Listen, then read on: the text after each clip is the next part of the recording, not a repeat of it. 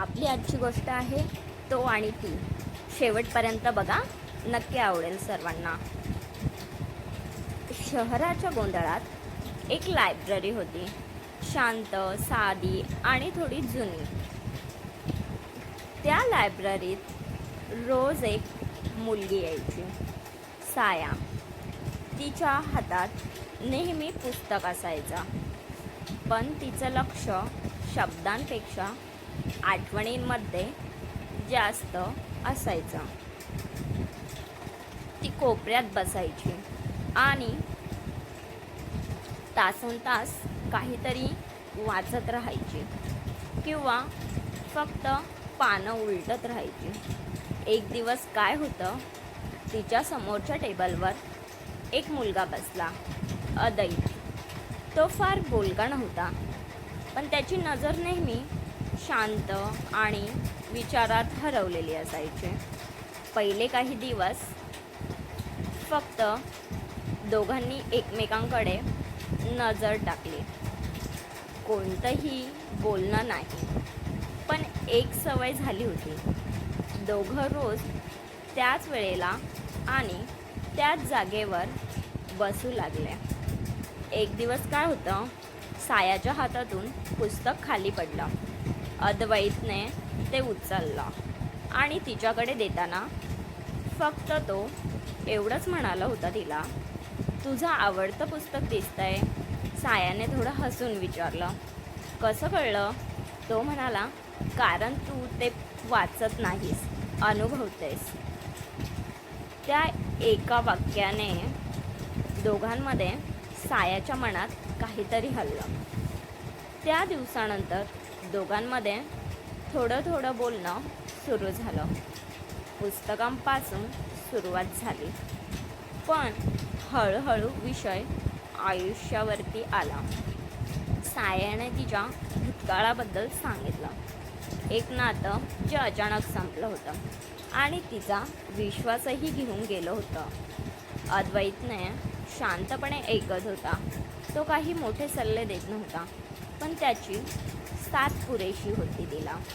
तो म्हणायचा, काही लोक आपल्याला सोडून जातात, पण त्यांच्यामुळे आपण स्वतःला शोधायला शिकतो. सायाला त्या शब्दांमध्ये आधार सापडायला लागला. हळूहळू लायब्ररी त्यांच्यासाठी फक्त पुस्तकांची जागा राहिली नाही, ती त्यांच्या नात्याची साक्षीदार झाली. एक दिवस काय होतं, लायब्ररी काही दिवसांसाठी बंद होणार होती. सायाच्या मनात भीती आली. आता रोज भेट होणार नाही. ती काही बोलली नाही, पण अद्वैतने तिच्या चेहऱ्यावरून सगळं ओळखलं होतं. तो तिला बोलला, ठीक आहे, जागा बदलली तरी नातं बदलणार नाही. तू तयार असशील तर आपण बाहेरही भेटू शकतो. सायाने थोडा वेळ घेतला आणि मग हलकसं हसली, हो, भेटूया. त्या दिवसानंतर दोघं लायब्ररी बाहेरही भेटायला लागले. कधी चहाच्या टपरीवर, कधी पार्कमध्ये, तर कधी फक्त चालत चालत. सायाच्या हसू परत आलं होतं आणि अद्वैत तिच्या त्या हसण्यातच हरवायला लागला होता. पण एक दिवस अद्वैत अचानक शांत झाला. सायाने विचारलं, काय झालं तुला? तो थोडा थांबला आणि म्हणाला, मला दुसऱ्या शहरात जावं लागणार आहे जॉबसाठी. सायाच्या मनात पुन्हा तीच भीती आली, परत कोणीतरी दूर जाणार. तिच्या डोळ्यात पाणी आलं, पण तिने स्वतःला सावरलं. ती म्हणाली, ठीक आहे, आयुष्य थांबत नाही. अद्वैत तिच्याकडे बघत म्हणाला, मी जातो, पण यावेळी फरक आहे, मी परत येण्यासाठी जातो. सायाने काहीच उत्तर दिलं नाही, फक्त मान हलवली. काही महिने सायाचं आयुष्य पुन्हा शांत झालं, पण आता ती एकटी नव्हती. तिच्या मनात आशा होती आणि एक दिवस ती पुन्हा त्या लायब्ररीत गेली, जिथून सगळं सुरू झालं होतं. ती तिच्या नेहमीच्या जागेवर बसली आणि अचानक तिच्यासमोर कोणीतरी बसलं. ती वर पाहते, तो अद्वैत होता.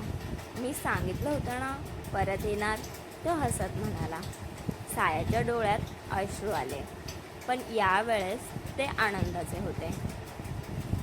अद्वैतने तिचा हात हलकासा धरला आणि म्हणाला, आपण पुस्तकांपासून सुरुवात केली, पण मला आयुष्यभराची स्टोरी तुझ्यासोबत लिहायची आहे.